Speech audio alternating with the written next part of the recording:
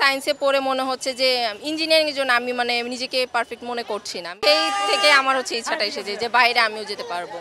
Exam খুবই ভালো হয়েছে, সিকিউটা অনেক বেশি ইজি ছিল, আর এমসিকিউতে বহু সমাপ্তি একটু বেশি আসছে, বাট ওভারঅল ইজি ছিল। পরীক্ষা খুব ভালো হয়েছে আমার।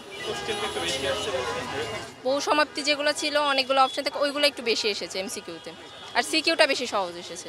না, আসতে কোনো প্রবলেম না। আমি নয়টা একটু আগে আমি হচ্ছে কেন্দ্রে পৌঁছে গেছি, আর 9:30টার আগে আমি রুমে পৌঁছে গিয়েছি। যেহেতু আজকে প্রথম এক্সাম, অনেক কিছু বুঝে শুনে আমার দাঁড়াতে হবে, তো কোনো সমস্যা হয়নি। সামনের এক্সামগুলো ভালো হবে। সায়েন্সের যেহেতু একটু তো ভয় লাগবেই, বাট ওভারঅল আমার প্রিপারেশন ভালো, আশা করি ভালো হবে সামনে। আমার ইচ্ছা মেডিকেলে আছে, আমার ইচ্ছা।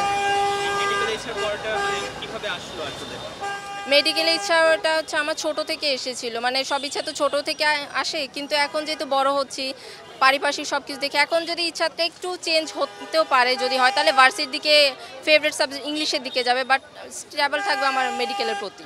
যেমন এখন সায়েন্সে পড়ে মনে হচ্ছে যে ইঞ্জিনিয়ারিংয়ের জন্য আমি মানে নিজেকে পারফেক্ট মনে করছি না, আমি নিজেকে মেডিকেলের জন্য পারফেক্ট মনে করছি।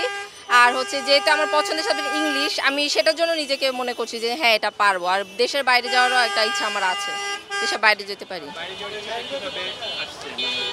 আমি যেসব টিচারদের কাছে পড়ি তারা অলরেডি হচ্ছে উদ্ভাসের মেন্টরস, এবং সে নিজেও হচ্ছে স্কলারশিপ পেয়েছে, তো সেই থেকে আমার হচ্ছে ইচ্ছাটা এসেছে যে বাইরে আমিও যেতে পারবো।